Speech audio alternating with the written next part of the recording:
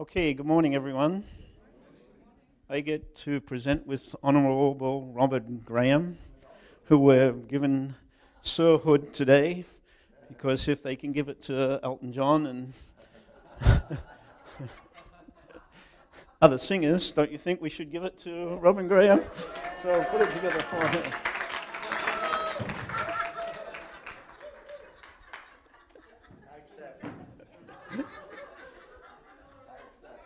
So before you approach him now, you have to say, Sir Robin. So a lot of the things that Robin has been doing in soccer, we've been doing in character education. It's the same basic idea to talk about what your questions. When you go into a country or an area, you have to train the teachers. And it's really the personality and character of the teacher, people like Dorothy Hill and others, that's what influences the children. And character education is basically teaching children to be good, habits of the head, heart, and hands.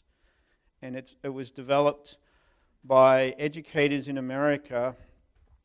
I won't go into all the history, but there was a period of relativization in American schools, similar to what Dr. Farantello was talking about last night, that is happening again now, of trying to dumb down the level of education and trying to nationalize everything and control everything.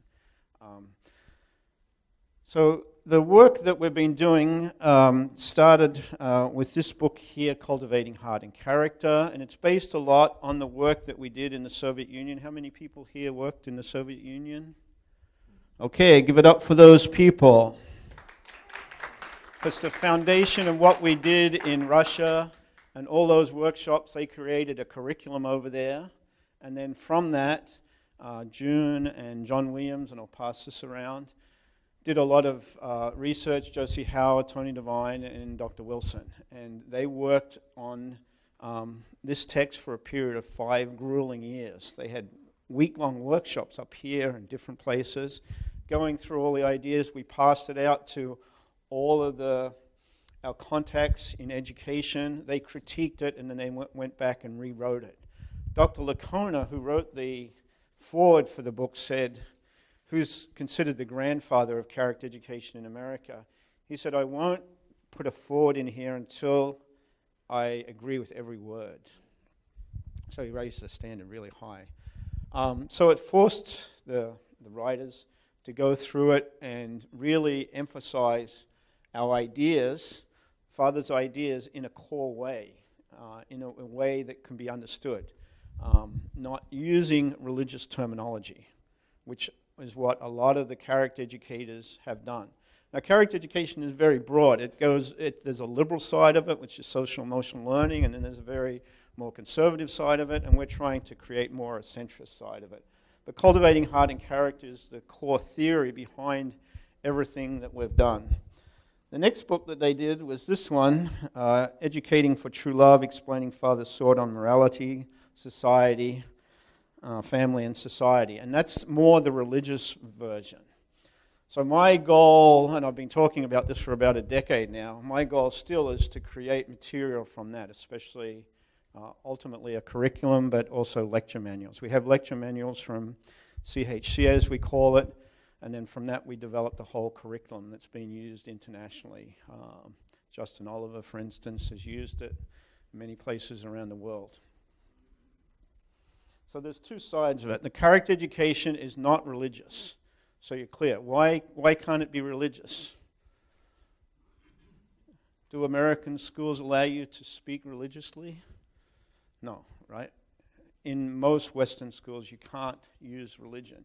And even in many countries, I've been to 84 countries, I've done a lot of teacher trainings, and in many countries they don't want a religious program.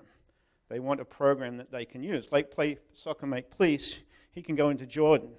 Now, if someone went into Jordan with a Divine Principle book and threw it at the religious leaders there, they're not going to get very far. So there's places we can go using secular material that has the core of Father's ideas in it. And that's the way that we need to change society. We can't change society only talking on the religious side. There's areas, obviously, here at UTS and in churches where we can speak religiously. But in general, in society, we need to speak in a secular language with the core ideas.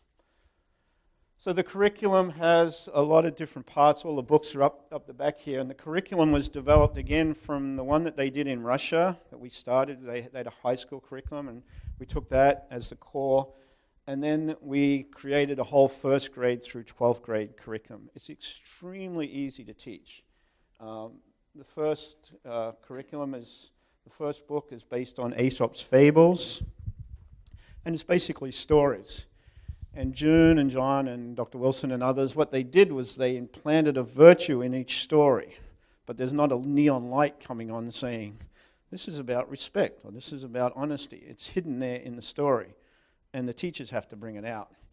Now, when the BCs teach this, they love it because they can teach a story, and I've taught a lot of BCs, over 100 that have gone around the world, and they've done a phenomenal job because they can tell the stories and they get the virtue very quickly, and they can talk about a very simple story, and then they can also share their own experiences, which for those of you that have taught, that's what children are interested in. They're not interested in 3 hours of theology, like Robin was saying. The average attention span of a teenager today is how long? 3 to 5 minutes for a teenager. Children, it's 1 to 3 minutes. Even in college, if you're not talking to them, then in 5 minutes you've lost them. They're gone, or they're on their iPhone. So you have to do a lot of different things with young people, and a lot of different ideas have got to go through. Student textbook, grade 7 is a transformational year. For those of you that have worked in education, you know this. There's transformational years where you can really grab the kids. They begin thinking about life a lot. Grade 7, grade 9, grade 11, they're all transformational years. First year of college, they begin thinking about different things. By the time they're a junior in college, they've already got their career and they're gone. But you can get them at those different points where they're thinking about their life, who they want to be, where they want to go. And in this area, we talk about dilemmas, conflicts, and resolutions, how to be able to work through real-life issues. One of the issues of being too much focused on the religious side is that we don't give children and young people the skills, life skills that they need. If you look, for instance, at the NGA program, which I consider probably the elite program to teach leaders in our movement, they learn a lot of life skills on how to communicate, how to handle finances, how to do many, many things that many other parts of our movement are not doing anywhere near as effectively, in my opinion.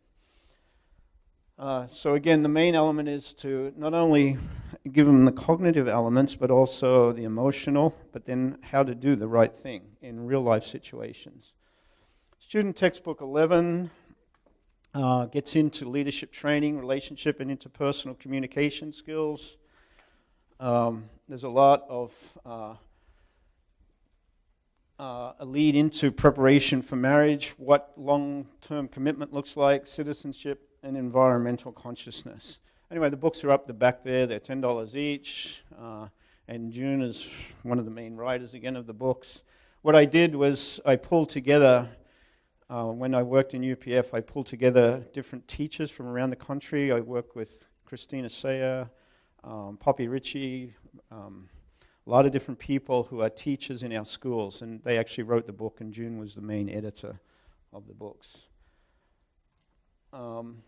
Decisions by leaders, there's a lot of different ways that we do decisions by leaders. One of the things that I do is when I teach a course at William Patterson University, and I train college kids to teach middle school kids, and we go into decision making. How would you make a decision? And young people like to do things. College age, middle school, high school, they like to do things. We talk at people way too long. So what we're going to do after I finish talking to you for another 5 or 10 minutes, we're actually going to go into group discussion of what you've done, what you'd like to do, and how we can help you do that. Character traits of successful leaders. They inspire leaderships in others. They serve youth, students, and teachers. They learn to communicate very, very effectively. They're always growing and learning. There's no such thing in education today, even with a PhD, that you stop learning. You have to, right, Dr. Ferrantello? You're always learning, Dr. Shimio? She's laughing. You don't know, exactly. And especially with technology today, there's so much material coming out constantly. So you always have to keep studying and learning. Successful leaders are also very good followers. They take initiative, they're very self-motivated, and they're willing to do any task or job. Dr. Lacona also did this report, Smart and Look Good High School, Integrating Excellence and Ethics for Success in School, Work, and Beyond. And in there he has what's called performance character, which is talking again about the virtues, and also moral character in positive relationships. This report went out to every single school in America. In this report, cultivating heart and character is quoted 3 times. And this is how we can influence the schools. He did workshops. I traveled with him a little bit. We did workshops out in New Jersey. And that is bringing the character education material, which was very strong at the elementary level, to the high school level. And the high school level obviously is much more complex. They get into relationships and a lot of different things. But he and Matt Davidson have done incredible work in an institute. The institute is the Institute for Excellence in Ethics. John, you can pass it around. And in that, they're working both on the college level and at the high school level. So we're having a lot of influence out there that many people don't know about and haven't heard about. And you can do exercises. When I was teaching at William Patterson, I do exercises. This is part of the curriculum that I developed there for that. I'm going to switch gears a little bit now. The character education is very, very broad. Mrs. Saunders is the heart, the soul, the mind, and the brains behind a lot of this. So give it up for my wife, please.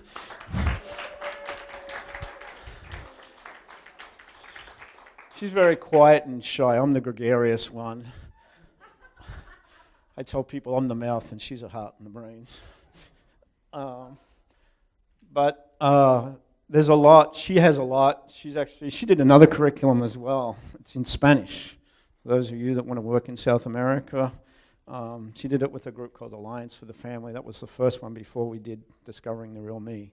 So we have a lot of material at our fingertips that we can use. And when we train BCs like Justin, when they go out there, they have phenomenal life-changing experiences because all they have to do is tell a story from the book. But what the kids are really interested in is the stories, the theology, or not the theology, the ideas, or themselves. They're much more interested in the kids themselves and their stories. And it's very, very easy for them to be very, very effective. All right, I'm going to go into a couple of programs very, very briefly. Robin was talking about corporate social responsibility. That's a huge thing in businesses these days. I did Peter Feinstein is a corporate risk manager. And this is taking character education and ethics to the corporate level. Companies these days can't just do what they wanted to do. And for instance, Nike and Chiquita Banana and all these places, Mobil Oil, they have to invest a lot of money into the communities where they're working. So corporate risk management is a huge area, and Feinstein he goes around influencing CEOs of Fortune 500 companies. He was in Brazil, working with the national telephone company down there on what they can do and not do, how they can be people of good character, and how the CEO creates the environment within that. So building corporate responsibility, they can't, again, just take things from the environment without giving back to the community. I'm not going to go into it in great detail, but he has 7 strategies of reputation leadership. Establishing core values and reputation will follow. See yourself through the stakeholders' eyes. Define your company's landscape. Build your reputation from the inside out. Be the person that you want to be. Be the company that you would want to look at. Tell your corporate story. Prepare for the crisis. How the CEO saves the company every day. And the governance imperative. Oversight. Informing the board, which some of our church leaders might want to be a little bit more in line with, and compliance, because these are things we have to become much more professional. I worked at the UN, I chaired a committee there, and we have to get to that kind of level, and the BCs can do it, and all of you are doing it on different levels. Another program that I'll go into briefly is Leadership and Self-Deception, Getting Out of the Box. June and I taught a course on this. It's by the Arbinger Institute. C. Terry Warner has taken a lot of the ideas of character and how you actually work through a lot of different ideas. He talks about self-deception to self-betrayal, collusion being a very slippery slope of sliding down. Once you're dishonest, you have to slide. You're not being, obviously, a person of character. And at that point, you're blind to the truth about myself and others and blind to my own motivations. He wrote this other book, Bonds That Make Us Free, Healing Our Relationships, Coming to Ourselves. Of all the programs that I've investigated and studied in the last couple of decades, this is the most interesting one, and it is the most in being able to help people change themselves, particularly in relationships. And he's done it both at the corporate level and in society with families. And he's also done another one on peacemaking. Very interesting material. But again, I can't go into a lot of detail in that. And the last one I'll talk about is compassionate parenting. Dr. Stephen Stosny, he does anger management, how we can help others go through their issues. He talks about core hurts and core value, and underneath all the issues that are going on is our core value, our core self. Sound familiar? So building immunity to core hurts, and he has a program called HEALS, and that is flashing letters of how you can move from your anger, explaining it to yourself, applying self-compassion, loving yourself, and then solving the issue. So this is just some other programs that are taking a lot of the character education material to the corporate level. So it's influencing society. Again, companies just can't do whatever they want to do. They have to be corporately, socially responsible. So a lot of our ideas are getting out there in different ways. God is working in amazing ways. So I'm going to cut off there. Are there any questions? Yes. Can we use this to replace the Common Core? Can we use it to replace the Common Core? I think you'd get Donna Farantello's full support of that. We can't use it to replace the Common Core. That's extremely complex. They've got a lot of funding, obviously. They've got a lot of governance behind them. But these types of ideas are already in schools around the country. There's a lot of character education programs. You can take it to schools, and it can be a counter to what they're trying to do with Common Core. The biggest problem with that is that they're teaching to the test, so there's no real knowledge. We're producing robots. It seems to me that you have been spending much time in targeting people outside of our movement, such as teachers, professionals, psychologists, and leaders in various fields. Not necessarily targeting our second gen, not necessarily targeting our church leadership. And I think you have been doing something wonderful. I do both. I'm doing both. Okay. Peter's asking me to come up to BIA and do a training up there. The fact that our movement may not be growing as much as we want, even the fact that our second generation members may have not grown as much as we expected. Your materials, I think, should have been utilized by us. Well, I'd agree. Trying to find the people outside of the movement. Yeah, just 1 second, Donna. I agree with you completely. I'm available to teach anywhere. I've taught at schools. I've taught at the program. June's a Sunday school teacher. She's using some of it in the Sunday school there. As I said, I've taught over 100 BCs that have had life-changing experiences like Justin, that have gone out to developing countries and found careers even in different areas. So I'm influencing as much as I could, but as Robin was talking about, we lost our funding in 89, or in 90, whatever, 2009. So without the funding, I'm just doing my own consulting business right now. Just 1 second. Done this next. I just want to thank you for these Discovering Me volumes, 13, 14, 15, Mm-hmm. 16, because after the ILSHIM education, where we directly was using DC, with our Mm-hmm.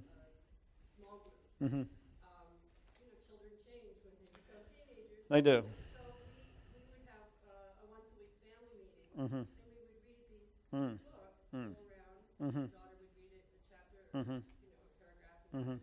discuss Mm-hmm. the questions. Right. It was very helpful. Yeah, the thing that we don't often get is that young people have to do things, and we're going to break up into groups in a minute. Real education doesn't go on this way. The didactic style of education, which is very Asian, you're getting 3 to 5% knowledge. If I asked you 100 questions right now, because you're incredibly bright, you'd probably answer a lot of them. But it'd be very low. But when you interact, when you do activities, like I had BCs in Sri Lanka that were doing breakdancing, and the girls were screaming. Do you think they were going to listen in a class to that guy? Yes, of course, because you've got them. I said you could play frisbee, you can play music, you can do anything you like. Tell your story. So the main thing is that young people want to hear about, how did you do what you're doing? Why are you here? How did you get there? So the stories are story-based, as Dorothy, I'm sure, would you say stories are very powerful in your teaching? Absolutely. They don't remember what you teach them, they remember what you make them. Right. The theory is too complex, and divine principle is off the chart. It's just so complex. Apart from Dr. Wilson, I'm not sure if any of us really understand it. And I have a demit. Dr. Shimio understands it, and Donna understands it, but the complexities of theology I'm still trying to work out the intro to theology. It's just too complex. But when you get down to real life stories and examples, kids get it quickly because they're interested. This is what I do when I'm faced with, we do one experiment with, what would you do if you found a wallet with $100 in it? And when I've done this in public schools, even the teachers say, I'd take the money. So we have a lot of work to do. Go ahead. I was thinking about, bouncing off what he was saying, Mm-hmm. I was thinking that there's a lot of young people in our church Mm-hmm. that are more influenced by everyday society. Mm-hmm. And they're very much turned off to religious Mm-hmm. topics. And this really appeals to the original mind. Mm-hmm. And it's in a language that they can communicate with their peers. Yeah. And this is what's really empowering, I feel, is that if you can take something that you believe in and you can be able to share it with someone, Mm-hmm. then you've got a resonant relationship with people. Yep. And it only goes up. So I looked for IMP stuff on the internet. I could not find it. Okay. Anyway, the material's there. You can talk with my wife. I don't know what to do today. Right. I'm just saying Right. that I think he made a good point. Yeah. For a lot of disaffected youth, this is something very important. Well, the church, in my opinion, is focused way too much on the religious side. And we have to focus on how we take Father's core ideas and secularize it. And virtues, what are virtues? The 3 top virtues in America are respect, responsibility, and honesty. So, it's teaching the core of our ideas in a secular way. That's what it's doing. I am talking with Ricardo Decina now about doing a youth ambassador for peace program. So he asked me if I could do a training for that. So we'll see where that goes. But a lot of times a lot of the funding goes more on the witnessing side and less on the kind of secular education side, because there isn't a complete understanding of what needs to be done. But I agree with you. The kids go out there to high school and college, and they're fighting tsunamis of information and professors that are completely opposite. Last question, then we're going to break into groups. You have Mm-hmm. what effort or energy is going towards using the internet, the blogosphere, and other portals To make it. available to the, she asked. Right. Right. That's the next thing that we have to do. It's just a funding issue, and having brilliant people like Peter help in creating how to put it online and to use it. You know, there's just it's just a matter of funding, and it can be done in time. Internships for second gen. Again, the second gen are incredibly brilliant because they're bright. When they do the education, they really inspire the young people.